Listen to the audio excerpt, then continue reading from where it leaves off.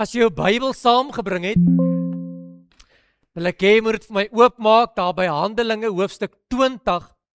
Ons gaan so 'n paar versies daar saam lees. Handelinge 20. Ek praat vanmôre met jou oor die tema geroep tot aksie. Geroep tot aksie. As jy jou plekkie het, sê vir my amen en dan kan ons saam lees. Handelinge hoofstuk 20 vanaf vers 27. Paulus is hier aan die woord en hy's besig om so 'n bietjie te preek met die ouderlinge daar in Efese. En dan sê hy in vers 27. Hy sê, want ek het nie nagelaat om aan julle die hele raad van God te verkondig nie. Ek het dit nie nagelaat nie, sê hy, om die hele Bybel, om die hele woord, die hele raad van God aan julle te verkondig nie. Vers 28. Hy sê, gee dan ag op julleself en op die hele kudde waaroor die Heilige Gees julle as opsieners aangestel het, om as herders die gemeente van God te versorg, wat hy deur sy eie bloed verkry het. Want ek weet dit, dat na my vertrek wrede wolwe onder julle sal inkom en die kudde nie sal spaar nie. Vers 30, ja, uit julle self sal daar manne opstaan, wat verkeerde dinge praat om die disippels weg te trek agter hulle aan. Vers 31, hy sê, daarom moet julle waak en onthou, dat ek 3 jaar lank dag en nag sonder ophou, vir julle elkeen met trane vermaan het. Hoor gou mooi, hy sê, daarom moet julle waak en onthou, dat ek 3 jaar lank nag en dag nie opgehou het, om elkeen van julle met trane te vermaan nie, om met trane julle te vermaan nie. Ek praat vanmôre 'n bietjie met jou oor die tema geroep tot aksie. Nou ek glo dat jy saam met my sal stem vanmôre dat ou Paulus was verseker die belangrikste apostel van die Nuwe Testamentiese kerk. Nie net alleen het hy 2/3 van die Nuwe Testament geskryf nie. Hy was 'n man wat passievol was vir die woord van die Here. Hy was vol raad, vol wysheid, vol insig, vol van die kennis van die Here. En as Paulus gepraat het, of as Paulus 'n brief geskryf het, dan kon almal maar geluister het, want Paulus het geweet waarvan hy praat. Nou kom Paulus hier in Handelinge 20, vers 31, en hy sê, ek het vir 3 jaar lank, nag en dag, met trane met julle gepraat, en ek het probeer om julle te vermaan, om julle te leer, om met julle te stig en julle te bemoedig, sodat julle kan oorgaan na aksie toe. Ek weet nie of jy besef het nie, maar om Christen te wees, is nie 'n passiewe geloof nie. Dit is 'n geloof waar jy in aksie moet kom, waar jy iets moet doen. Dit kan nie net werk dat jy agteroor sit, die woord van God hoor en niks daarmee doen nie. Nee, Paulus sê, iewers in jou lewe moet jy oorgaan tot aksie, moet jy oorgaan na die daad toe, want dit is wat Christendom beteken. Dit beteken nie om eenvoudig stil te sit nie, maar om oor te gaan tot aksie toe. En Paulus sê, daarom het ek julle vir 3 jaar lank dag en nag vermaan, sodat julle nou, wanneer ek weggaan, kan oorgaan in aksie. Want hy sê, daar gaan moeilike tye kom. Nee, dit is moeilike tye.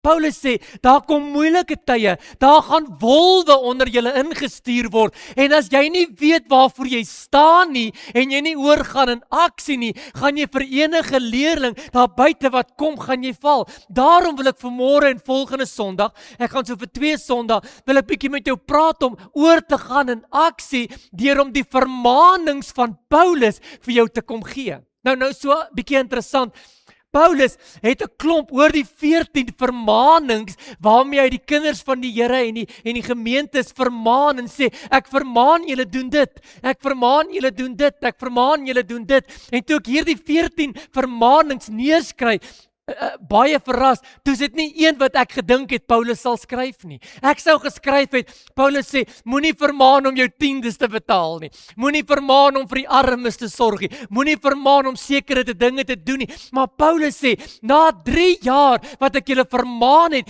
is daar sekere dinge wat uitstaan, en dit is baie belangrike dinge, en Paulus sê, ek wil jou vermaan, sodat jy kan oorgaan in aksie. En ek wil jou mooi vra, moenie volgende week mis nie, ons gaan vanmôre begin en ons gaan volgende week klaarmaak. En ek wil met jou praat oor Paulus se vermaanings, sodat ek en jy wat agtergebly het, terwyl Paulus vorentoe beweeg het, en terwyl die wolwe inkom, en terwyl dit moeilik is, in aksie kan oorgaan deur die vermaanings van Paulus. Nou, hoor gou wat sê Paulus, hy sê, 1 Tessalonisense 2 vers 1, hy sê, soos julle weet, net soos 'n vader sy kinders elkeen vermaan en bemoedig, so moet ek julle vermaan. Hy skryf 'n brief aan die gemeente van Tessalonisense, hy sê, ek wil jou vermaan, ek wil hê, jy moet weet waaroor dit gaan, en wanneer Paulus mense vermaan, is dit nie met 'n kritieke houding nie, maar is dit soos 'n geestelike vader. 1 Korintiërs 4 vers 4 sê, ek skryf hierdie dinge, nie om julle te beskaam nie, maar om julle te vermaan, soos 'n vader sy liefdevolle kind sal vermaan. Paulus vermaan ons, sodat ons kan oorgaan in aksie, in liefde, in 'n dringendheid, met 'n uitroep wat sê, hoor die woord van die Here. Ek lees in 2 Korintiërs 13 vers 11, Paulus sê, laat julle vermaan. En ek wil vanmôre, wil ek bid en ek sê, Here, hier is ek, laat my toe om te leer, laat my toe om te hoor wat die woord is, laat my toe om vermaan te word, sodat ek kan oorgaan in aksie, terwyl dit besig is om moeilik daar buite te word. Wat beteken vermaan? Vermaan, spesifiek wanneer Paulus het gebruik, kom van die Griekse woord parakleo. Parakleo. Dit beteken om langs iemand te loop. En wanneer jy langs daardie persoon loop en hy 'n fout maak, dan wys jy hom tereg op sy foute, nie om hom te beskaam nie, maar om hom op die pad te hou. En dis waarmee Paulus besig is, om mense aan te moedig, om 'n ernstige beroep te maak, nie 'n dreigement nie, nie 'n wettiese aksie nie, maar 'n liefdevolle uitroep om te sê, ek vermaan jou my boetie, sodat jy in aksie kan oorgaan. En terwyl jy nou hier sit, sê jy seker maar, wat vermaan Paulus my? En ek is bly jy vra, anders het ek verniet gewerk hierdie week, en ek wil jou graag vanmôre, wil ek jou 7 vermaanings van Paulus sê, en toe ek vir Denika gisteraan sê 7, toe kyk sy my so aan, 7, dit gaan 'n lang diens wees. Nee, jy sal agterkom, as Paulus hierdie vermaanings vir jou gee, en ek bietjie met jou daaroor praat, dan is dit die goed wat ons die laaste 3-4 jaar gedoen het. En as asof Paulus sê, ek het vir 3 jaar lank, dag en nag, vir julle geleer en julle vermaan, en nou wil ek dit gou kort maak, en ek wil dit vasvat, en reg deur die Nuwe Testament, elke boek wat Paulus geskryf het, is daar een vermaning in, en die eerste een, Paulus sê, ek wil jou vermaan, om moed te hou. Sê gou vir die persoon langs jou, jy moet moed hou. Jy moet moed hou. Nou, ek het hier 3 goedjies neergeskryf. Ek wonder wie kan daarmee vergelyk. Wie het al op moed verloor se vlakte gesit? Jy is moedeloos. Jy sit op moed verloor se vlakte. Jy sit op jou stoep, dan verlang jy huis toe. Kom aan, wie weet waarvan ek praat? Daar waar jou sigte val, groei geen gras nooit weer nie. Jy loop die hele dag,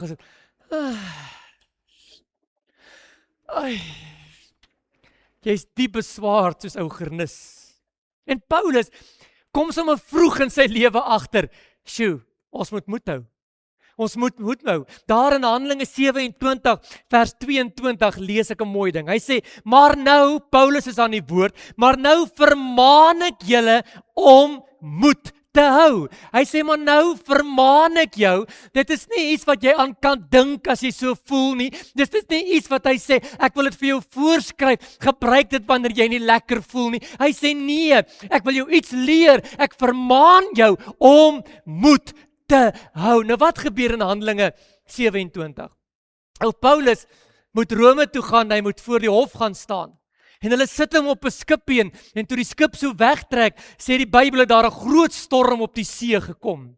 Ou Paulus skryf self, hy sê in vers 10, hy sê hierdie is 'n ramp wat kom, hier gaan groot skade kom. Hy skryf in vers 12 van daardie gedeelte, hy sê dat die winde het hierdie boot getuister. Vers 19 sê hy dat hy die toerusting op die boot het hy begin oor die boord gooi sodat die skipie op die water kan bly. In vers 20 sê hy 'n ewige storm het gekom en vir dae lank het hy geen son gesien nie. In vers 21 sê hy daar was niks te eet of te drink nie. Paulus is in een van sy moeilikste tye buite in die tronksituasie. Hy's besig om op 'n boot te wees waar die storms die boot heen en weer gooi. Maar dan kom hy in hierdie vers. Hy kom in vers 22, hy roep die bemanning by mekaar, hy roep almal by mekaar, hy sê luister gou, ek wil jou vermaan, moenie moed verloor nie. Paulus, waarmee is jy besig? Ons sien nie eers die son nie, ons sien nie sterre nie, ons is honger, ons is dors, dis chaos, die storm en die waai en die winde is teen mekaar, en hier kom Paulus en hy sê, moenie moed verloor nie. En ek weet nie wat so storm is in jou lewe aan die gang nie, ek weet nie hoe die wind jou besig is om te tuister nie, ek weet nie wanneer laas het jy son in jou lewe gesien nie, maar ek kom vanmôre met Paulus se woorde. Paulus sê, moenie kyk na die water nie, moenie kyk na die son wat weg is nie, moenie kyk na jou situasie nie, kyk na Jesus, hou moed, hy's nog steeds die een wat die boot in sy hand hou vanmôre. En as jy hierdie verhaal klaar lees, daar in vers 25 kom Paulus weer, hy sê vir hierdie mense, weet jy wat, jy moenie moed verloor nie, hou net moed, hoekom? Want die Here is in beheer. En dan sluit die verhaal af, Handelinge 27, en dan anker die bootjie op die plek waar hy moet anker. Hoekom? Want die Here is nog steeds in beheer. Jou lewe lyk de mekaar, alles lyk chaos, die wind is besig om chaos in te tuister. Ek het vanmôre gekom met 'n eenvoudige boodskap. Paulus sê, jy mag nie moed verloor nie. Jy mag nie. Galasiërs 6 vers 9 skryf Paulus, hy sê laat ons nie moeg word nie. Wat is moeg? Moeg is moedeloos. En ons mense daar buite is moeg van die winde, is moeg van die storms. Hou net moed. 2 Korintiërs 4 vanaf vers 16 sê, daarom gee ons nie moed op nie, al vergaan ons uiterlike mens ook, nogtans word ons innerlike mens vernuwe, daarom gee ons nie moed op nie. 2 Korintiërs 4 vers 1, Paulus skryf, daarom gee ons nie moed op nie. Efesiërs 3 vers 13, Paulus is aan die woord, hy sê, daarom bid ek, dat jy nie sal moedeloos word nie. Die boodskap is vanmôre eenvoudig, Debbie, jy mag nie moedeloos word nie, Johan, jy mag nie moedeloos word nie, Andrei, jy mag nie moedeloos word nie, Jurika, jy mag nie moedeloos word nie, Delien, jy mag nie moedeloos word nie. Hoekom nie? Want dit is 'n opdrag, dit is 'n vermaaning, want wanneer jy moedeloos word, het die duiwel gewen. As jy moedeloos word, dan het die duiwel gewen. Weet jy wat maak hy, oom Nikkie? As ons moedeloos word, dan sê die duiwel, oh, los hom daar, hy beteken nou niks nie. Kom ons gaan aan. Kom ons gaan kyk, wie kan ons nou verwoes? Maar wanneer jy opstaan, al val die regverdige ook, hoeveel keer, elke keer staan hy op. Hoekom? Want ons word nie moedeloos nie. Ons word nie moedeloos word nie. Die Here het self vir Josua gesê, Josua 1 vers 9, wees sterk en vol moed. Johannes 16:33 sê, in hierdie wêreld sal jy dit moeilik hê. Jy gaan dit moeilik hê. Maar hou goeie moed, moenie moedeloos word nie. Ek lees 'n baie mooi ding. Hebreërs 12 vanaf vers 3. Hy het 'n woordjie in daardie vers, hy sê vermoeid. Weet jy wat beteken vermoeid? Jou skouers het so hang op hom. Dis asof jy die wêreld hier dra, jy loop so gebuk. Jy's vermoeid. Jou hele uitdrukking op jou gesig sê, jy's bekommerd en daar's laste, jy is vermoeid. Kan ek gou sien, wie was al vermoeid? Kom aan. Maar vers 12 sê, rig jou slap hande weer op. Maak jou verlamde knieë weer reguit. Moet dat niks uit lid uitraak nie. Hoekom nie? Want jy kan nie bekostig om moed te verloor nie. Jy kan nie bekostig om moed te verloor nie. En as Paulus te midde van sy storms, en te midde van sy tronkervarings, en te midde van al sy probleme, die moed kon hou, dan moet ek en jy dan probeer. Ek weet dit is moeilik, maar Paulus sê ek wil jou vermaan, hou goeie moed. Nommer 2, Paulus vermaan ons om 'n lewende en 'n heilige offer vir God te wees. So hieroor kan ek 'n reeks spreek. Romeine 12 vers 1 skryf hy volgende, hy sê, ek vermaan julle dan broeders en susters, by die ontferming van God, dat julle julle liggame stel as 'n lewende, heilige en by God 'n welgevalle offer. Jou lewe moet 'n offer vir God wees, 'n aangename reuk. Nou wat beteken lewend? Met ander woorde, ek is nie dood nie. Ek het nie gestagneer nie. Vergewe my, maar hoor gou my hart vanmôre. Daar's baie kinders van die Here wat goed dood is en doodgoed is.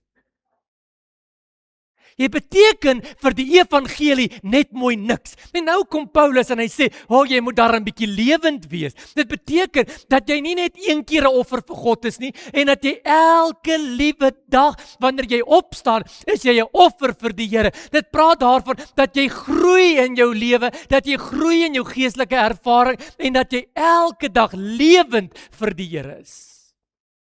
Woensdag se bidtuur, dis daar koffie drink in die saal, toe sê een van die NG Kerk se boere, gym jy? Ek sê nie ek gym nie. Hy sê, want jy's daaraan baie opgewek.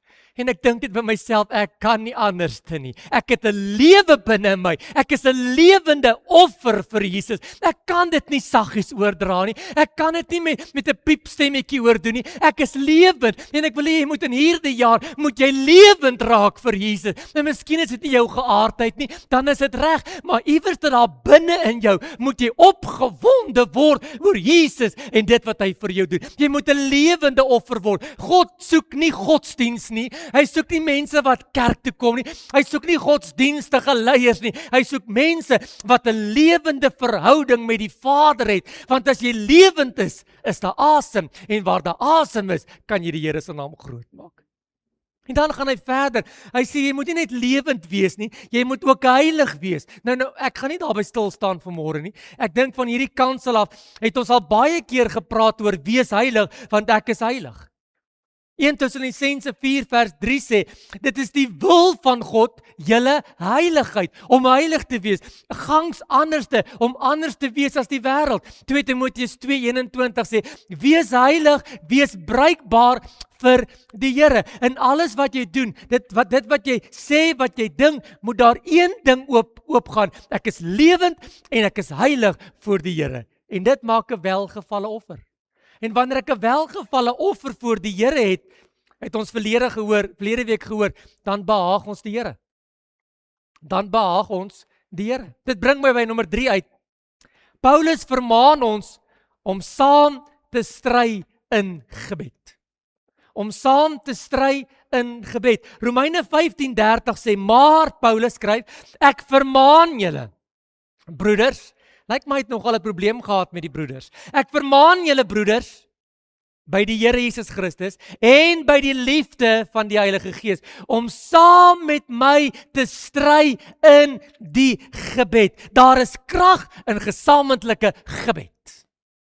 Daar is krag. Daar is krag in 'n korporatiewe samevoeging van mense wat by mekaar kom om te bid. Daar's krag in 'n bidtuur. Daar's krag in die oggend in die bidkamer waar ons saamkom om te bid. Daar is krag wanneer iemand siek is en jy stuur 'n boodskap en sê, weet jy wat, ek het jou nodig, bid asseblief saam met my. En Paulus sê, weet jy hoekom word van ons gebede nie beantwoord nie? Want ons wil dit alleen doen. Jy kan nie alles alleen doen nie. Paulus sê, bid saam met my, stry saam met my, sodat hierdie gevangenskap van my verlos sal word. Efesiërs 6 vers 18 sê, terwyl julle met gebed en smeking by elke geleentheid bid. Elke geleentheid bid. Ek weet woensdae aande is baie moeite om van die werk af te kom en gou te eet en kerk toe te kom om te kom bid. Maar saam bid gee krag. Saam bid help dat ons mense deur moeilike omstandighede saam deur kan bid. 1 Tessalonisense 5:25 sê, broeders, bid vir mekaar. Broeders, bid vir mekaar. Want saam bid maak dat 'n las gedeel word. Saam bid bring geestelike krag. Saam bid bevestig dat ek en jy is deel van 'n liggaam. Saam bid gee ons eenheid en waar eenheid is, daar is God in ons midde. Ons moet saam stry. Ons moet saam volhard. Ons moet saam die wil van die Here soek. Matteus 18 vers 19, ek het dit by die bid hier ook gesê, waar 2 of 3 van julle oor aarde oor iets saamstem en daaroor bid 2 of 3, dit sal die Vader vir julle laat te beurt bring. Ons moet saam bid, want dan maak ons die guns van die Here los. En ek wil jou vanmôre uitnooi. Moenie die bidure mis nie. Moenie kerk mis nie. Waar jy kan saam bid met medegelowiges, doen dit. En as jy 'n probleem het, sê dit. Sê, weet jy wat, ek het 'n probleem. Ons het vanoggend gehoor. Daar's 'n ystertekort. Wat gaan ons doen? Ons gaan saam bid. Want wanneer ons saam bid, is dit asof die Here net sê, daar's 2 en 3 in my naam. Hulle stem saam, so sal dit wees. Maak dit vir jou sin? Paulus vermaan ons om moed te hou, om lewend en 'n heilige offer te wees en om saam te bid. En dit bring my by nommer 4 uit. Hy sê, ek vermaan julle, sê Paulus, tot eensgesindheid. Eensgesindheid. Ek het by die bid hier, het ek so 'n mooi storie vertel van weltevrede, wat die dorp in die moeilikheid was. Maar daar's nog so 'n verhaal. Wie onthou Lynsburg? Klomp jare terug het 'n modderdam se wal gebreek en honderde mense is dakloos gelaat, honderde mense is dood en dit was chaos in daardie dorp gewees. Maar daar word gesê dat alle gelowe, alle kerke, ryk, arm, maak nie saak waar hulle gebly het nie, het almal daardie dag saam gestaan en dit wat hulle gehad het gedeel en hulle huise oopgemaak. En totdat alles opgeruim was, was die wonder nie dat die dorpie weer kan aangaan nie. Die wonder was dat Lydenburg 'n dorpie geword het wat saam gestaan het. Want waar ons saam staan, daar is krag. Hoor gou wat sê 1 Korintiërs 1 vanaf vers 10. Paulus is weer aan die woord. Hy sê, ek vermaan julle broeders, alweer die broeders, ek vermaan julle broeders in die naam van ons Here Jesus Christus om almal eengesind te wees. En dat daar geen skeuring onder julle moet wees nie, maar dat julle verenig moet wees met dieselfde gesindheid en in dieselfde mening. Paulus is baie ernstig. Hy skryf 'n brief aan die Korinte en onthou die Korinte was 'n moeilike dorp. Hy sê, daar's een ding wat julle moet besef, naas die liefde wat julle mee sukkel, is daar eensgesindheid wat nie onder julle is nie. Filippense 1:27 sê, dat ons in een van gees sal wees. Hoor gou wat sê die Bybel. Filippense 4 vers 2, Paulus skryf, ek vermaan julle om eensgesind te wees. Galasiërs 13 vers 11, ek vermaan julle om eensgesind te wees. Romeine 15 vers 6, wees eendragtig. Paulus het iets besef, dat ek en jy kan nie op ons eie nie, ons moet nie net altyd stry en beklei nie, ons moet eendragtig wees in die geloof.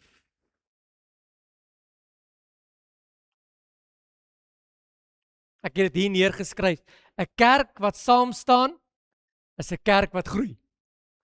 'n kerk wat verdeeld is 'n swak kerk.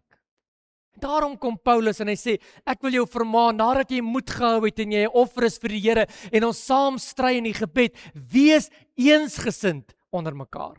En dit was so lekker Woensdag, toe ons hierdie kerk kon volmaak, amper 80 mense oor ons hele dorp, wat saam gebid het, want ons het een probleem, een kwessie wat aangespreek moet word, en dan sê ons is eengesind, hierdie waar trek ons saam deur die durf. En ek weet, jy het 'n sterk persoonlikheid, en jy wil altyd wen, maar partykeer moet ek sê, weet jy wat, ek wil net eensgesind wees, sodat God se werk kan floreer. Nommer 5. Paulus vermaan ons, om navolgers van Jesus te wees. Hieroor het ons al baie gepraat. En dit is asof Paulus het net vanmôre weer 'n bietjie in ons wil kom bevestig. 1 Korintiërs 4 vers 16 sê, ek vermaan julle dan om my na te volg. En nou kan jy sê, maar Paulus, jy's maar net 'n mens. Hoe kan ek 'n mens navolg? Maar nee, 1 Korintiërs 11 vers 1 skryf Paulus verder. Hy sê, wees my navolgers soos wat ek dit ook van Christus Jesus is. Paulus sê, dit is nie genoeg om net kerk toe te gaan nie. Dit is nie net genoeg om al die regte dinge te doen nie. Jy moet Jesus navolg in alles wat jy doen. Efesiërs 5 vers 1 sê, wees dan navolgers van God, wandel in die liefde soos Christus ons lief gehad het. Die klem vanmôre lê op die soos Jesus dit gedoen het. Ons moet lief hê soos Jesus lief het. Ons moet vergewe soos Jesus vergewe. Ons moet die tweede myl loop soos Jesus dit gedoen het. Ons moet lig vir die wêreld wees soos Jesus doen. Ons moet die evangelie verkondig soos Jesus dit gedoen het. Ons moet bid, Here, laat U wil geskied soos wat Jesus dit gedoen het. Want wanneer Jesus in ons geopenbaar word, kan ons 'n wêreld red. Filippense 2 vers 5 sê, want hierdie gesindheid moet in julle wees. Wat 'n gesindheid? Die gesindheid van Jesus Christus. Ons preek hierdie goed. Ons hoor hierdie goed. Kan ek jou vanmôre vra, doen jy hierdie goed?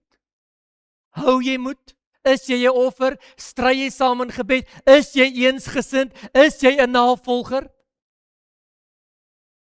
Ek wonder partykeer as ek in my lewe kyk, kan ek regtig dit wat ek preek gaan toepas? En hierdie goed is eenvoudig. Hierdie goed is maklik en Paulus sê, ek en jy moet oorgaan tot aksie toe. Ons kan nie net mee sit nie. Ons moet oorgaan in aksie toe. En om dit te doen, moet ek en jy vermaan word. Nommer 6. Paulus vermaan ons om God te behaag. Wie was verlede Sondag hier? Ons het verlede Sondag so bietjie gepraat oor om God te behaag. En toe ek hierdie punt neerskryf, toe moet ek my preekboekie gaan soek om al die punte te onthou. Nou, ek het hulle geskryf en ek kan hulle nie eers onthou nie. En nou Paulus sê, 1 Tessalonisense 4 vers 1, ek vermaan julle broeders, ek vermaan julle om God in alles te behaag. En ek wil dit gou vir jou noem. Hoe het jy gevorder die week om God se wil te doen? Nommer 2. Het jy wysheid van God se woord hierdie week gekry? Het jy geestelike insig hierdie week gekry? 'n maklike enetjie. Hoe het jou vrug hierdie week gelyk? Oeps. Het jy kennis van God gekry hierdie week? Het jy geopereer in God se krag? Het jy jou moeilikheid met blydskap hanteer? Want as jy al hierdie goed gedoen het, sê Paulus, dan het jy die Here verhaag. En ek is baie ernstig, dat ek het bietjie gesukkel met hierdie goed. En miskien moet ek en jy dit bietjie neerskryf, en ek het jou mooi gevra om dit te highlight, sodat ek en jy God kan behaag. En Paulus kom en hy sê, ek vermaan jou. Ek vermaan jou. Dis 'n ernstige saak. Ons moet God behaag. Ek sluit af. Paulus sê, ek vermaan julle tot ordelikheid. Ek vermaan julle tot ordelikheid. Om ordelik te wees. Nou, ons het nie daardie probleem nie. Maar 1 Tessalonisense 5 vers 14 sê, vermaan die onordelik is. Hoekom? Want onordelikheid skeer die liggaam van Christus uitmekaar uit. As jy maar die TV aansit en jy kyk hoe die politiek daar buite besig is om rond te hardloop en rond te dans, dan besef ek dis onordelik. As ek na die strate kyk en hoe die gras op die sypaadjies groei en wat alles daar buite aangaan, dan is dit onordelik. Ek en jy moet 'n atmosfeer skep waar God aanbid kan word. En hoe doen jy dit? Jy doen dit deur om ordelik te wees. 2 Tessalonisense 3 vers 5 sê, ek beveel julle broeders, in die naam van ons Here Jesus Christus, dat julle die onordelikes moet vermy. Jy mag nie eers met die onordelikes met hulle te doen hê nie, sê. Hy sê, kom nie naby hulle nie. Hoekom? Want onordelikheid blus die gees van die Here. En as ek en jy wil hê, dat ons in die huis van die Here moet kom, dat die Here moet werk, dat sy salwing hier moet rus, dat sy gees hier moet wees, dat wonderwerke moet gebeur, dat die gawes van God moet opereer, dan moet ons ordelik wees. En Paulus sê, 1 Korintiërs 14 vers 4, laat alles ordelik gepas geskied. Alles moet ordelik wees. En miskien het ons nie in ons gemeente daardie probleem nie. Ek dink ek is nogal vreeslik besadig en op my plek en rustig. Maar dit gaan nie net oor kerk nie. Dit gaan nie net oor dit wat jy hier doen nie. Daar waar jy daar buite is, moet jy ordelik wees. Nou sê jy, "Sjoe, ou Pieter moes hier gewees het." Nee, ek en jy moet hier wees. Daar buite waar ons handel en dryf en wat ons ook al doen, hoe jy ry en wat jy doen met jou lewe, sê ou Paulus, vermy dit om onordelik te wees. Beheer jou woorde, dink voor jy praat, beheer jou emosies, moenie impulsief leef nie, erken geestelike gesag, sien die dinge wat besig is om jou te gebeur, maak ruimte vir die Here in jou lewe, wees gedurig, geduldig en dra vrug. Beoefen selfbeheersing. En wanneer ek hieroor praat, dan besef ek vanmôre dat elkeen van ons het 'n probleem hiermee. En nou Paulus sê, vermy dit. Vermy dit en wees ordelik. Hy sê wanneer ons dan saamkom, wag vir mekaar. Wanneer een praat, dan wag ons. En nou Paulus is ernstig. Hy sê, daar gaan moeilike tye kom. Die wolwe gaan besig is om onder hulle in te beweeg. En ek wil jou vermaan, hou goeie moed. Ek wil jou vermaan om 'n offer vir die Here te wees. Ek wil jou vermaan om saam te bid.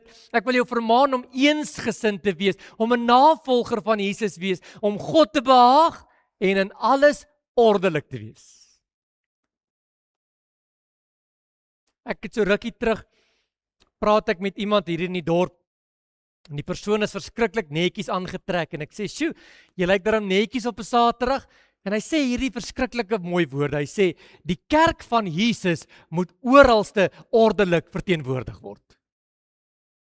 Die kerk van Jesus moet oralste ordelik verteenwoordig word. Die dorp moet na jou kyk en dan moet hulle sê, daardie is 'n lid van Jesus Christus se liggaam, want hy's ordelik. En wil jy nie hierdie week, wanneer jy daar buite beweeg, alles wat jy doen, ordelik doen nie? Want dis wat Paulus en die Here Jesus van my en jou verwag. Sjoe, dis 'n mondvol. Volgende week, die laaste 7 is so 'n bietjie dieper. Dis so 'n bietjie meer ernstige dinge.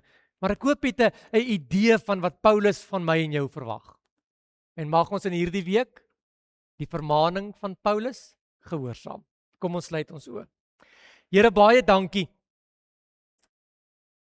vir 'n vermaaning van Paulus. En miskien, Here, ken ons hierdie goed. Miskien het ons dit al in hierdie 2-3 jaar wat verby is, baie keer gehoor. Maar vanmôre is ons hier, Here, en ons wil sê, Here, ons aanvaar die vermaaning wat U ons gee. Ons aanvaar dit en ons gaan van nou af daarvolgens leef. Ons gaan ons lewens daarvolgens inrig. En baie van hierdie goed is maklik en eenvoudig, maar daar's ook goed wat vir ons moeilik is, Here. En ek wil vra dat U ons sal help. Wil U ons nie bystaan nie, sodat ons ook hierdie vermaaning, wat eintlik van Jesus Christus alleen kom, dat ons daarvolgens sal lewe. Amen en amen.